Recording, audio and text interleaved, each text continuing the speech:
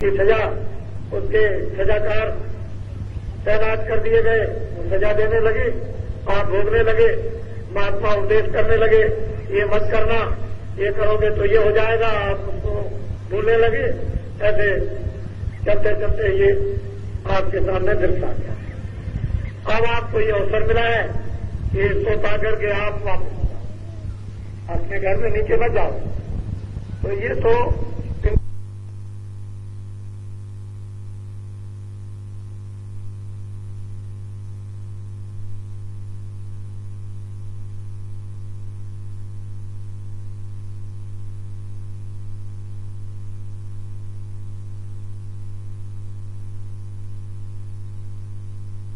की 1000 वर्ष से ऊपर और कलयुग युग की 100 वर्ष से ऊपर, अलग अलग युग की अलग अलग आयु। आदमी वही है, उस समय पर इतनी आयु से क्या तपस्या होती थी कि शरीर में हड्डी में प्राण संयुक्त है। लोग न रहे, हड्डी का रेशा भी रहेगा तो प्राण रहेगा। इतनी ताकत हड्डी में थी। और द्वापर में त्रेता में जब समय आया तो प्राण उस समय हाथी के समान ताकतवर, त्रेता में जो आया वो समय इन प्राणों की रक्षा का वो आ गया खून में। खून रहेगा तब तक प्राण रहेगा। द्वापर आया तो त्वचा में, और कलयुग आ गया तो मुख में। पेट में कुछ नहीं डालोगे खत्म, खून रह जाए इसकी कोई बात नहीं, लेकिन इसमें कुछ नहीं पड़ेगा, मर जाओ। तो अलग अलग उसके भोग थे, अलग अलग उसकी ताकत थी, अलग अलग उसकी क्रिया थी, योग की, आत्मा के जगाने की अलग अलग सब चीजें थी। अब कलयुग जब आया तो वो ताकत नहीं रह गई, वो क्रिया नहीं, द्वापर आया वो नहीं, त्रेता वो भी नहीं, कलयुग में अब तो प्राण जो है वो तो अन्न में, अन्न मिलेगा तो प्राण आएगा या नहीं। तो कलयुग में प्रधानता अन्न की है, इसलिए अन्न को सेवन कर लो उतना जितनी जरूरत है, और जीवात्मा को उसी अन्न की रक्षा से जीवात्मा को जगा लो, बस इतना ही आपको। लेकिन जितनी जल्दी जीवात्मा कलयुग में जग जाएगी, और युगों में नहीं, और युगों को यह अधिकार नहीं था। कलयुग में जीवों को अधिकार बड़ा सरल मिल गया, बड़ा आसान मिल गया, बड़ा सीधा मिल गया, और चाहे जितना भी तुमने किया हो पापों को खत्म करने का मिल गया। ये सब कुछ कलयुग में संतों को उस सत्पुरुष ने पूरे अधिकार दे रखे हैं, जरा से भी उनके अधिकार में कोई कमी नहीं। ऐसा समझिए कि उनके पास में समुद्र है, अगर वो भी कहे तो कुछ नहीं, पूरा अधिकार उनको दे रखा है इस कलयुग में। इसलिए उनकी कृपा और उनकी दया तिलमात्र, जर्रे मात्र भी अगर मिल जाए तो पलक के मारते इधर से उधर कुछ का कुछ हो जाओ। तो ये तो आपकी गति, ये तो ये पिंड, ये आंखों की हद तक, इसके आगे नहीं। अब जब सूरज यहां से जरा सा ऊपर वो खिसकी ऊपर, इस शरीर का भाग जब जीवात्मा के प्रकाश का खिंचकर आया तो ये सब उंगलियों की नसें चिटकती हैं। यानी उससे पूछो, जब जाने का होता है तो कहता है ये टूट गया, बर्दाश्त नहीं होता, इतना रोता है, इतना चिल्लाता है कि टूट रहा है, चट चट करता है। लकड़ी भी इतना आवाज नहीं करेगी जो उसको सुनाई देता है, फिर ये चटकता, इधर से ये गांठें चट चट बोलती हैं, और ये लुंज हो जाता है क्योंकि नीचे से भाप खिंचा। तो जब सूरज के प्रकाश का भाप इधर नहीं रहेगा तो ये लुंज हो जाएगा। आपने देखा है जो बच्चे पोलियो हो जाता है तो नीचे प्रकाश काम नहीं करता नसों में, तो फिर वो कुछ नहीं है, इस तरह से हो जाता है। अगर नसों में प्रकाश सीधा जाने लगे तो वो खड़ा हो जाए और भागने लगे।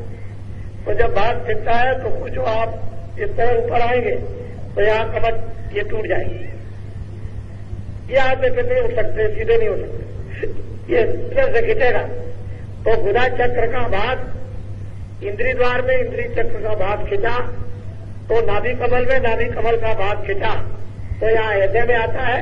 जब यहाँ आने लगा तो दिल धड़कने लगा और सुध बिसरने लगी, क्योंकि मन बैठ करके यहाँ काम करता है और सूरत बैठ करके यहाँ काम करती है।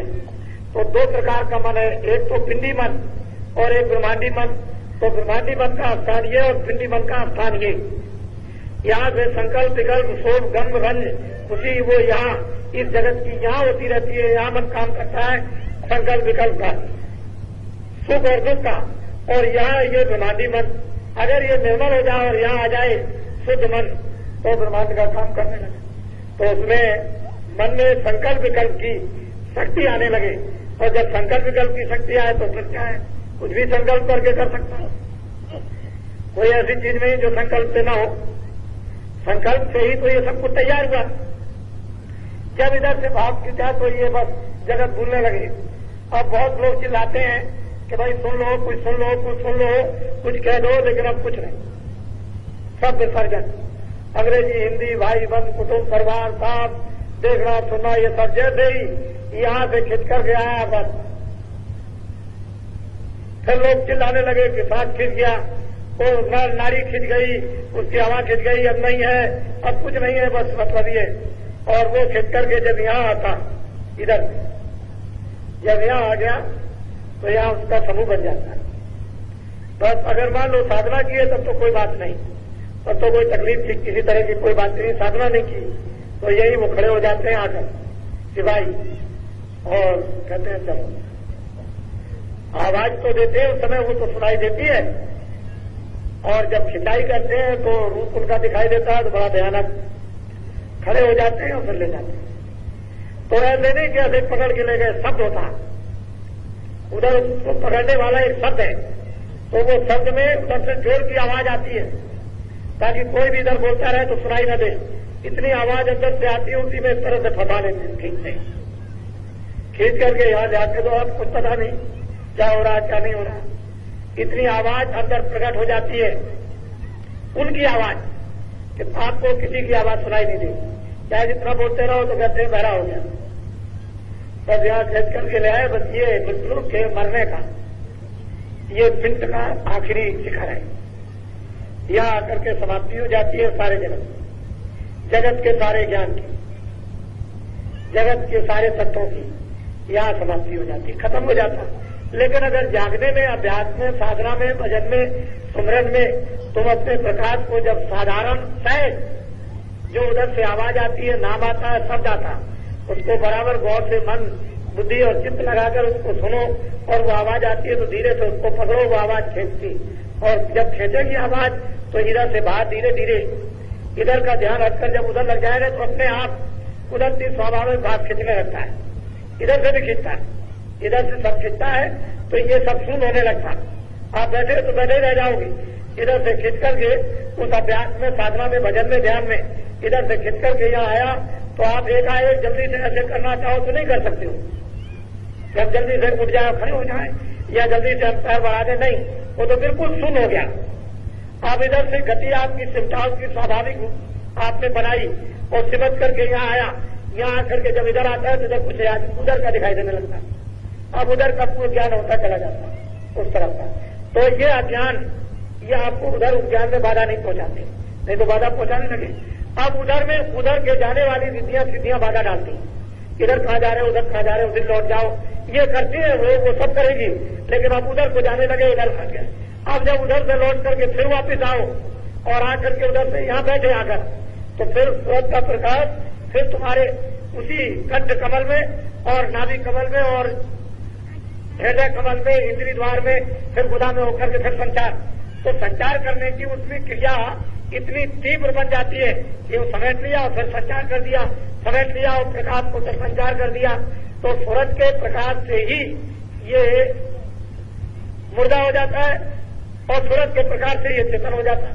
जब प्रकाश सिमट गया तो मुर्दा, और जब प्रकाश फैल गया तो चेतन हो गया। तो जीवत मृतक हो रहा हो।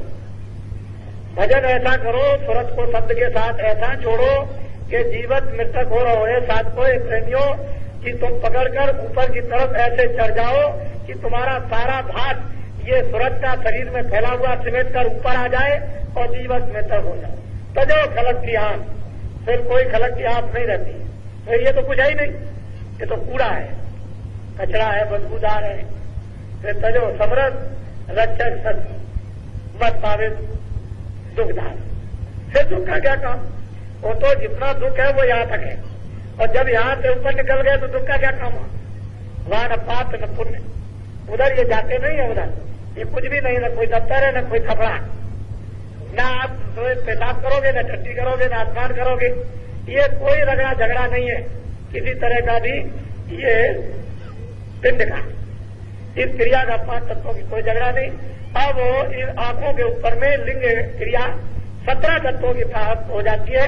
10 इंद्रियां, चतुसंस्थाकरण, मन बुद्धि चित्त अहंकार और 3 गुण रजोगुण तमोगुण सत्वगुण। अब इस खंड रचना में वो शरीर वो आवरण है, लेकिन ये स्थूल था, वो इससे और बारीक हो गया। और वो आवरण 17 तत्वों का, वो भी एक कपड़ा है, उसमें भी सूरज जो है वो बंद है। उस कपड़े की, उस लिंग शरीर की एक हदबंदी है कि इतनी दूर तक इतने लोगों में ये लिंग शरीर घूमेगा। जहां तक उसने लिंग लोग के शरीर बना रखे हैं, जहां आकाश बनाया वहां तक पूरा विचरण कीजिए, जाइए और आइए, जाइए और आइए, वहां देखिए। और उसमें एक लोक में कितने कितने लोग यहाँ बना रखे, 14 भवन और 14 तबक। तो वहां तक आप बराबर रहे और उसमें वो आनंद नहीं लेते रहे, वहां दुख का कोई काम नहीं है। तो 10 इंद्रिया, चतुसंस्थाकरण, मन बुद्धि चित्त अहंकार, रजोगुण तमोगुण सतोगुण, ये 17 तत्वों का एक लिंग शरीर, 5 तत्वों का एक पिंड शरीर। और इसके ऊपर में जब आप ऊपर चलेंगे सहस्र कमल की तरफ, तो वहां 9 तत्वों का शरीर है। आद्या महाशक्ति के दर्शन करने के बाद ये शुरू हो जाता है। वो आद्या महाशक्ति है जो निरंजन भगवान की अर्धांगिनी है, और उसके ऊपर में वो 9 तत्वों का शरीर, उसको कहते हैं ब्रह्मांड। ब्रह्मांड लोग अंड और पिंड और ब्रह्मांड, वहां पर मन बुद्ध और चित्त,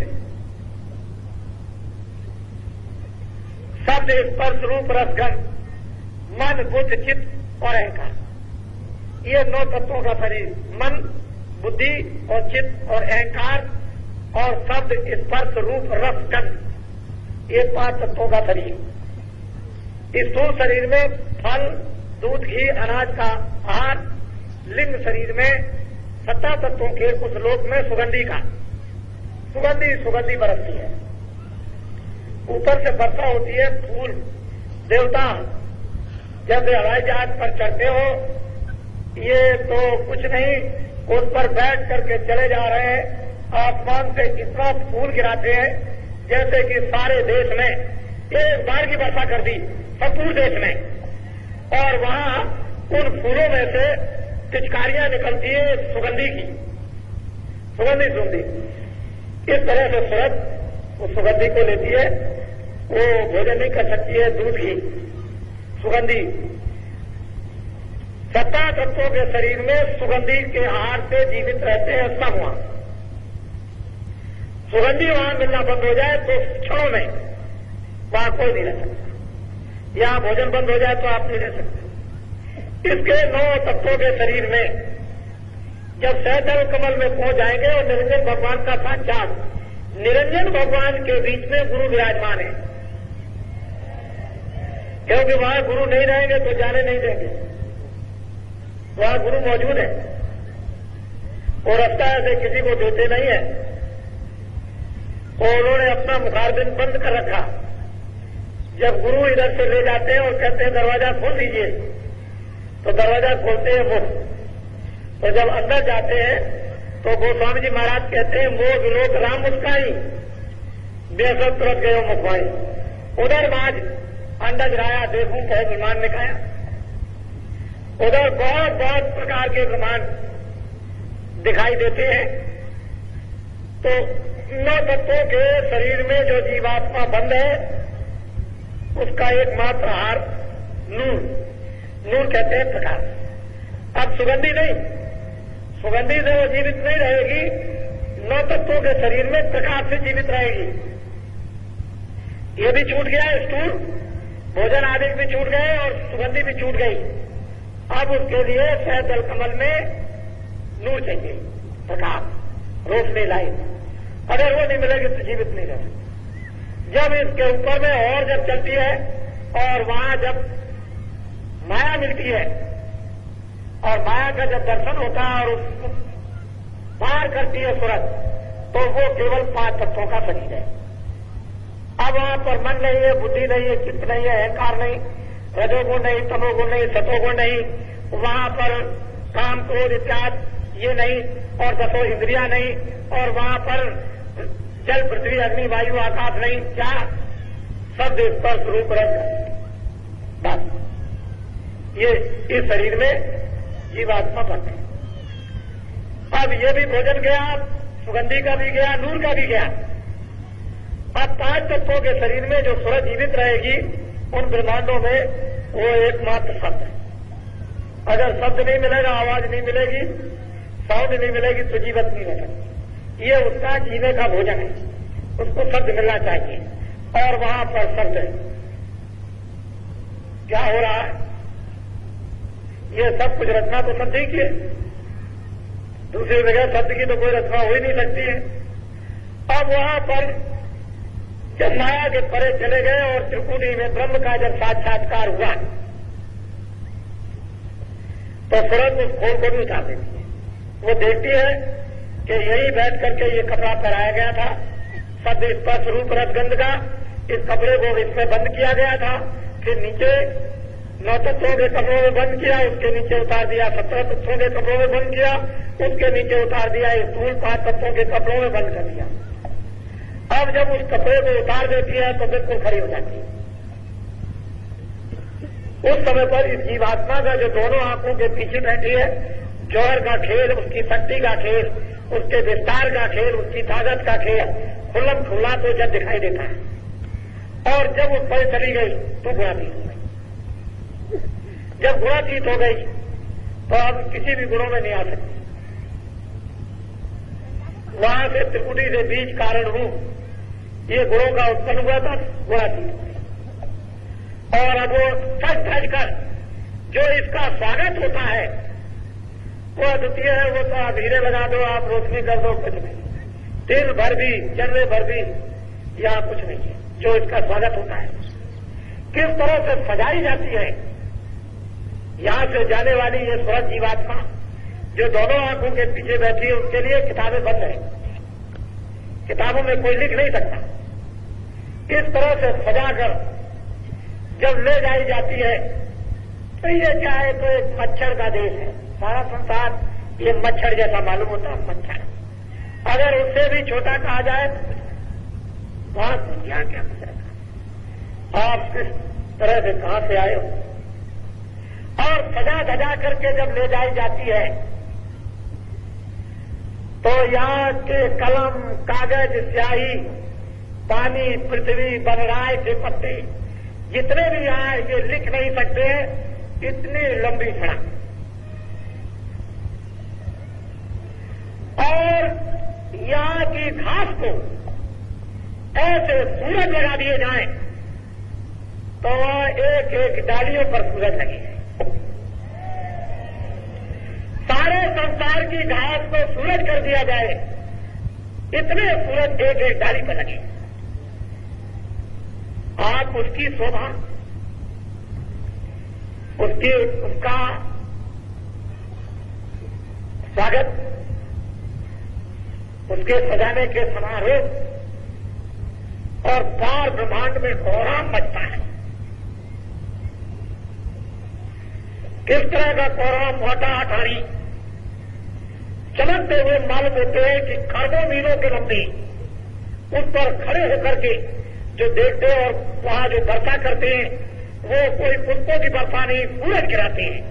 सूरज गिरते इस तरह से ऐसा स्वागत होता है। अरे तुम कहां पड़े हुए, तुमको क्या मालूम है कि बाबा जी क्या देने के लिए? तुमको तो बस यही दुनियादारी, बस दुनियादारी तुमको हमेशा नजर आई। और कुछ नहीं तुमको कुछ मिला, हम तो कुछ और तरह से तुम्हें बैठा भूखे फुसला फुसलू कर किसी तरह से बड़ी मुश्किल से ला सके, और अभी वही समझते रहे। तो आप अभी सत्संग को जानते नहीं है, आपने कभी ये बातें सुनी नहीं है, सुनने का कभी आपको आभास भी नहीं हुआ था। ऐसी किस्मत और तकदीर में लोगों के आए नहीं था, लेकिन ये तो पूर्व महात्माओं के संस्कार, उनकी दया के डाले हुए बीज बोया हुआ वो काम कर रहा, उसने ये काम किया। ये वो मैदान है जहां प्रकृति अपना जलवा दिखा रही है, और इस सृष्टि के भार को उतारने के लिए जब महायोगेश्वरों को आना पड़ता है तो गुणातीत के ऊपर प्रकृति लोक है, ऊपर में पुरुष है और नीचे प्रकृति। उस प्रकृति लोक से जो आत्माएं आती है वो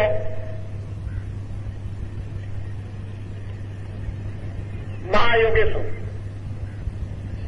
और त्रिकुटी के नीचे माया है, ऊपर में ब्रह्म है, उसके नीचे सहजल कमल में निरंजन भगवान, नीचे शक्ति है, और उसके नीचे ब्रह्मा विष्णु महादेव, पार्वती सावित्री और लक्ष्मी, और फिर उसके नीचे चले आइए तो देवी देवता, रिद्धियां सिद्धियां, उसके नीचे आंखों के बीचों बीच में बैठ के नीचे उतर जाइए तो ये सब, इससे नीचे उतर जाइए तो और नर्क,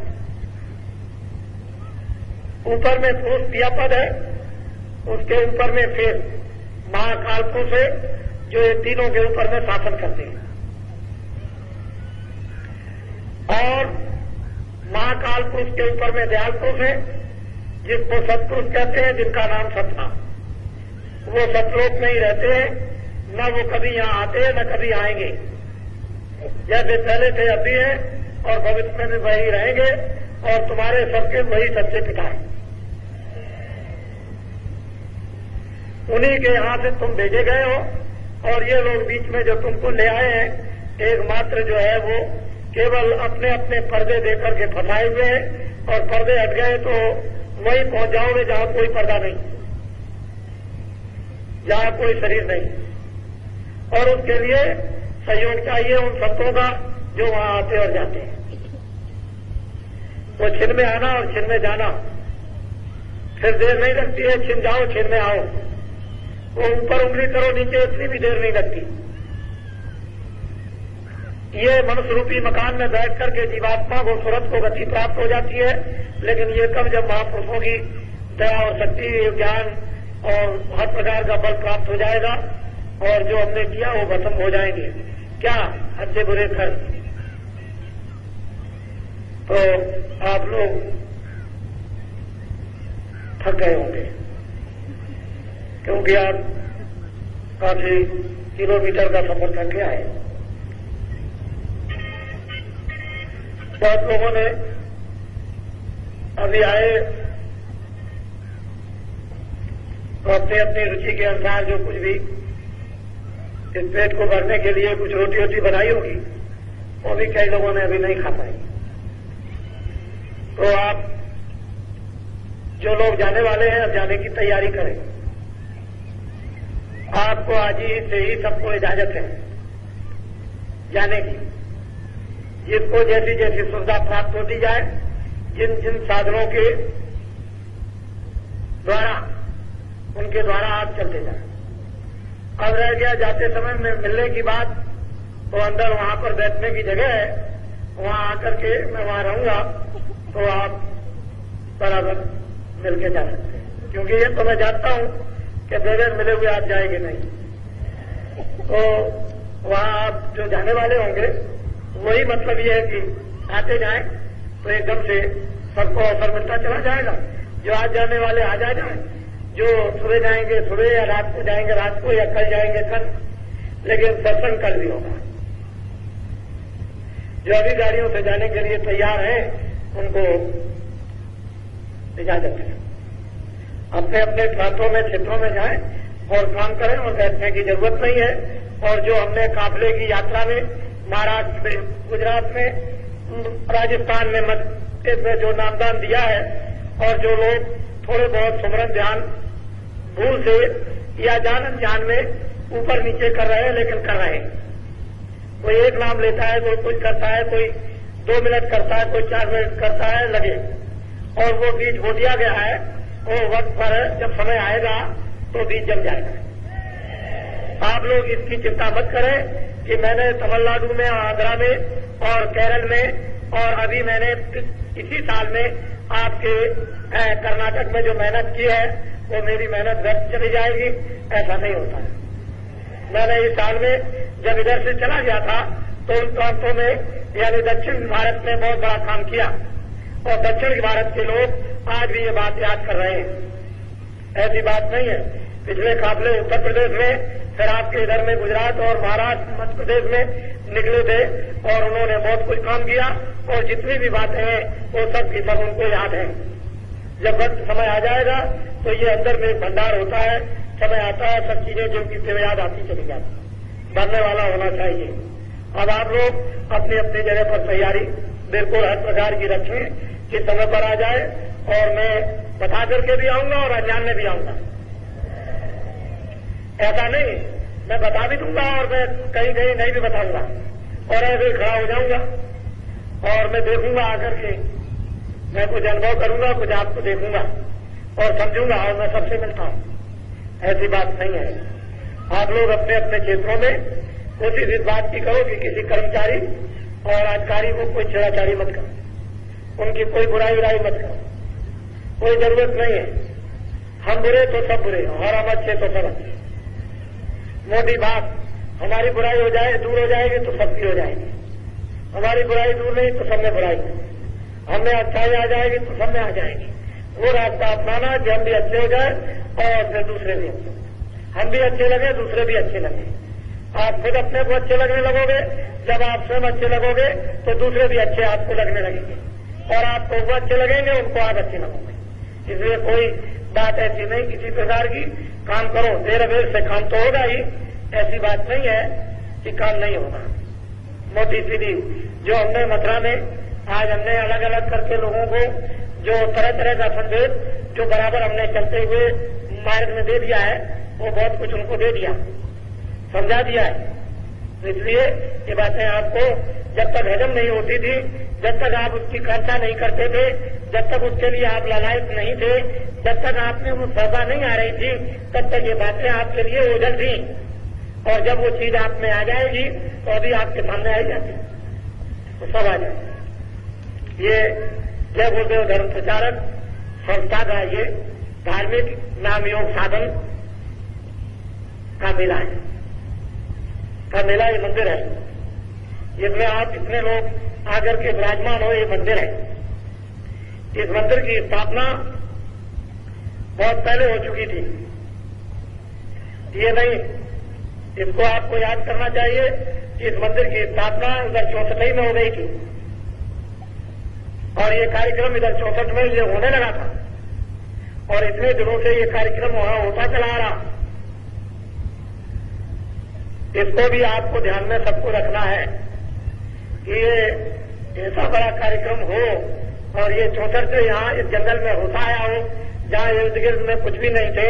इस मार्ग में तो दिन में लोग रुक जाते थे, लेकिन उन लोगों में भी अब बड़ी कितनी सद्भावना परिवर्तन हो गया देखने वालों में, कि भाव में जो भी सद्भाव और भजन पूजन करने लगे और लोग श्रद्धा करने लगे।